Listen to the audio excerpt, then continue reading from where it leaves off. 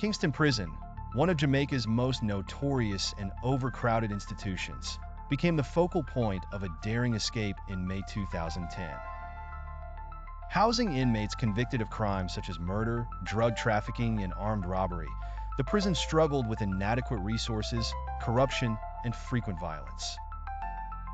These conditions provided fertile ground for a breakout, particularly when tensions soared due to the extradition order for Christopher Dudas Coke, a notorious drug lord whose criminal influence permeated Jamaica.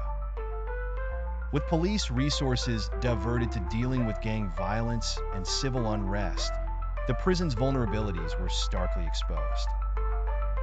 The breakout was meticulously planned and involved not just the inmates, but also external accomplices. Part of organized criminal groups with connections on the outside, the escapees allegedly bribed guards, smuggled in tools, and arranged transportation for their getaway. They chose a night marred by chaos in Kingston, betting that the city's disarray would hinder a swift response from authorities.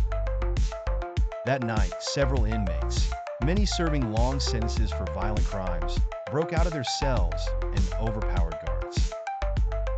Using smuggled tools, they cut through fences and scaled the prison walls.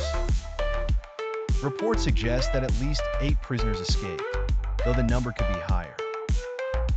Accomplices waiting outside swiftly transported the fugitives away, making immediate recapture difficult.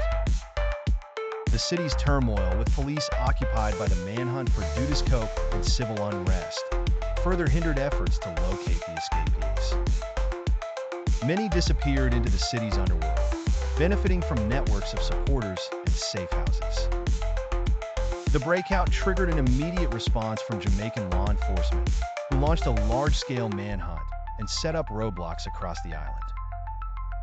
Widespread criticism was directed at the government for allowing such a vulnerability, especially during the high tensions of Dudas Coke's extradition.